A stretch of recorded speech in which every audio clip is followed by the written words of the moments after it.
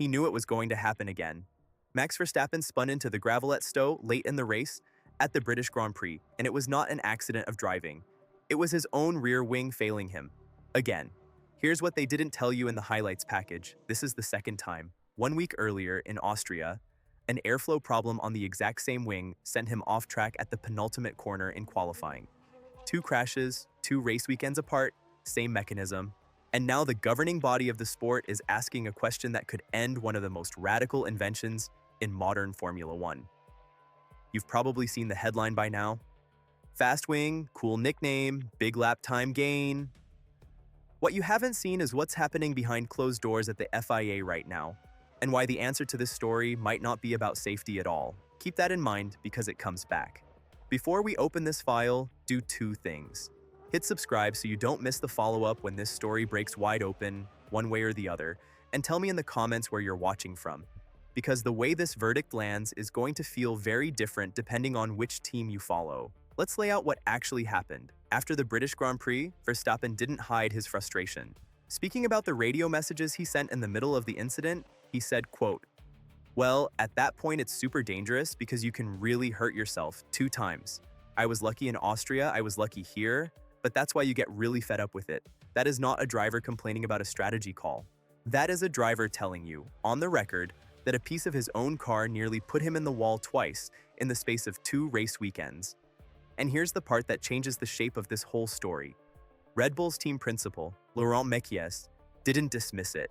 He didn't wave it away as bad luck. He came out and said the team would do, quote, "whatever is necessary to be on the safe side, heading into the next race in Belgium." Read that sentence again. That is a team principal, publicly, on the record, not ruling out abandoning the very technology his team has been racing since Miami. That's the validating voice this story needed. Because when the person running the team stops defending the part and starts talking about safety instead, you know the conversation inside the garage is more serious than the press conference lets on. So, follow the chain. Mekies also said something that's easy to miss if you're not paying attention.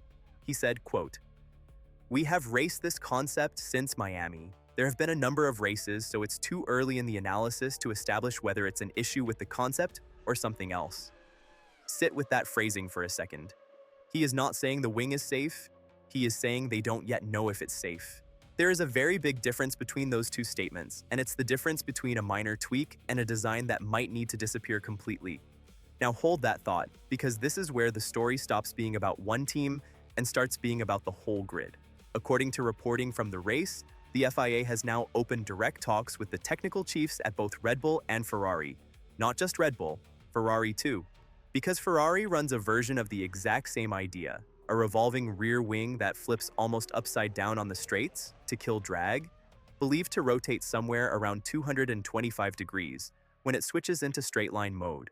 2 teams, 2 different implementations, one governing body asking the same question about both of them at the same time. And remember this name, Nicolas Tombazis, the FIA's single-seater technical director, because he's the man who originally signed off on this concept being legal in the first place.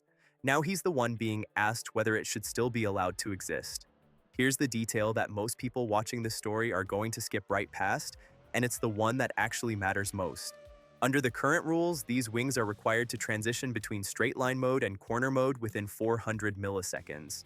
That's the safety margin the whole concept was built around. The regulations already state in plain language that if the system fails, it has to default back into corner mode automatically. So, the question the FIA is actually asking isn't, is this wing fast? Everyone already knows it's fast. The question is whether, under real racing conditions, at real speeds, that 400 millisecond fail-safe is actually holding up the way it was designed to on paper. And this is where it gets uncomfortable for one team in particular. Ferrari has had no major incident with its version of this wing since it started running it, not one. It first appeared in preseason testing, was tested again in practice at the Chinese Grand Prix, got pulled back before the race because the team wasn't 100% confident it would work flawlessly first time out, and then came back for good at the Miami Grand Prix and has stayed on the car ever since. Clean record. Meanwhile, Red Bull has 2 incidents in 2 consecutive race weekends involving their driver, their championship contender, spinning off the circuit. So here's the question nobody in the paddock wants to answer out loud. Is this a genuine design flaw that could strike any team running this concept, Ferrari included? Or is this something specific to how Red Bull built theirs? Tell me in the comments, is this a pattern or just coincidence? And if you think Red Bull's version is the one with the real problem, smash that like button so I can count the votes. Because this is exactly the kind of split opinion that decided the last 3 verdicts we covered on this channel. Now, why does this actually matter beyond one team's headache? Because the FIA has real power here, and it is not a small amount of power. Article C 1.2 of the technical regulations states that stewards may prohibit the participation of a vehicle whose construction is deemed to be dangerous, and that a decision like that can apply with immediate effect, even mid-session. That means, in theory, if the FIA decides tomorrow that this wing concept is unsafe, cars running it could be stopped from competing before the next race even finishes. And remember, McLaren and other teams on the grid are already working on their own versions of this same low-drag philosophy. So whatever the FIA decides here doesn't just affect 2 teams chasing a title fight. It sets the boundary for where this entire piece of technology is allowed to go, for every team, potentially for years to come. Here's the part that ties this whole thing together. This wing has been one of the single biggest performance stories of the season. It is not a gimmick bolted onto a slow car. It is a genuine lap time gain, race after race, exactly the kind of small advantage that decides championships that are separated by tens of points rather than one dominant weekend. Which means the FIA isn't just weighing a safety question in isolation, it's weighing a safety question that, if it goes one way, could reshape who is actually fighting for the title in the second half of this season. So here's the verdict. The FIA has 2 paths in front of it. It can work with both teams to tighten the mechanical fail-safes, demand extra guarantees, and let the concept continue under stricter scrutiny. Or if it decides the pattern with Red Bull's incidents represents a risk the sport simply cannot carry into future races, it moves to outlaw wings that open this way altogether, either immediately or from next season onward. And here's the detail that should make you pay attention either way. Ferrari's clean safety record does not automatically protect them from a blanket ban. If the FIA rules on the concept itself, rather than the specific failure, both cars lose the advantage at the same time, regardless of who actually caused the scare. That's the read. This story was never really about one wing spinning one car into the gravel.